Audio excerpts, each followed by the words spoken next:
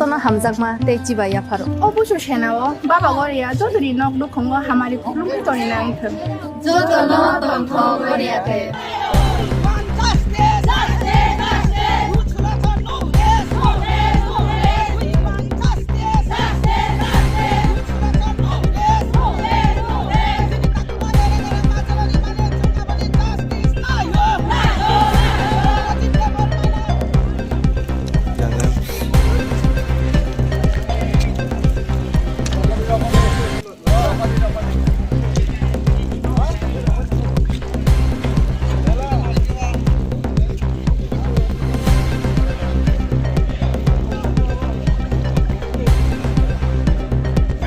ini masuk dulu sini.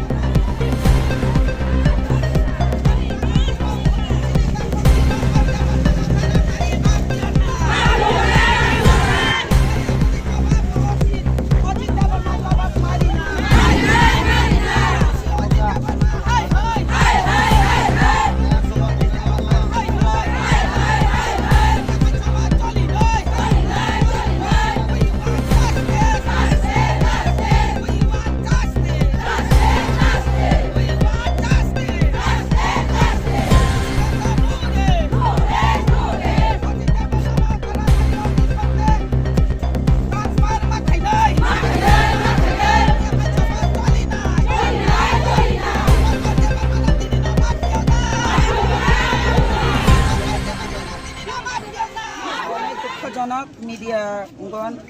আপনাকে অসংখ্য ধন্যবাদ। আমরা যে গতকালকে একজন ভাই, ওর নাম কি হচ্ছে দীপঙ্কর দেববর্মা, অনেক রাত্র আইএসআইরা বাড়ির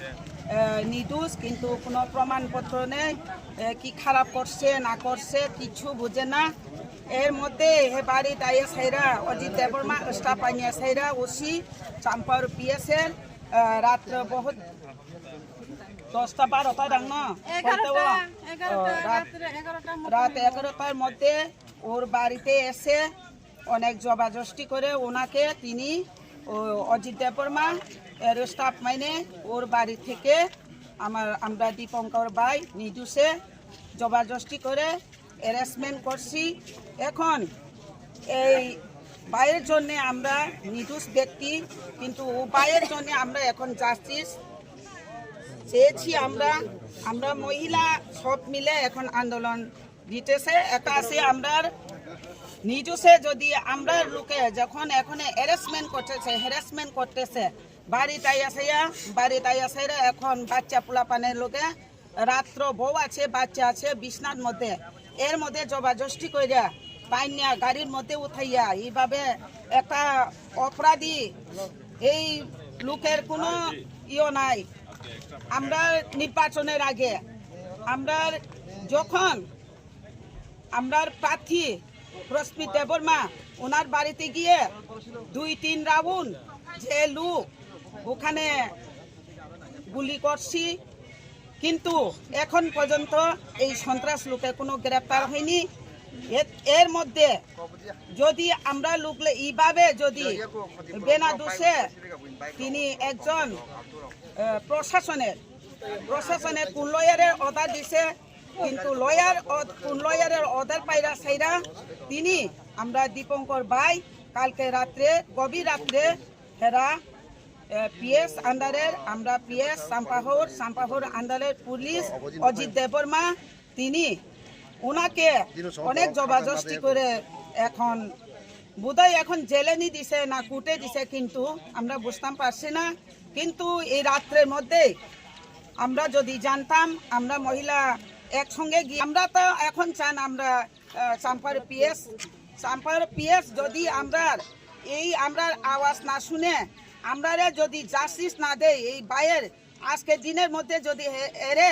যদি সাইরা না দেয়, আমরা কঠোর আন্দোলনে যাইব। আমরা পিএস এর মধ্যে আমরা গ্রেপ্তার দিওনের বাধ্যমূলক হতে পারে, কিন্তু এখন দিন আমরা টাইম দিচ্ছি 3টা-4টার মধ্যে যদি বাইকে যদি না সারে পিএস ওসি সাহেব অজিত দেববর্মা ওনাকে আমরা বদলি করাতে চাই। কিন্তু এইভাবে প্রশাসনের মোতাবেক আইনের মোতাবেক কি অনেকে আছে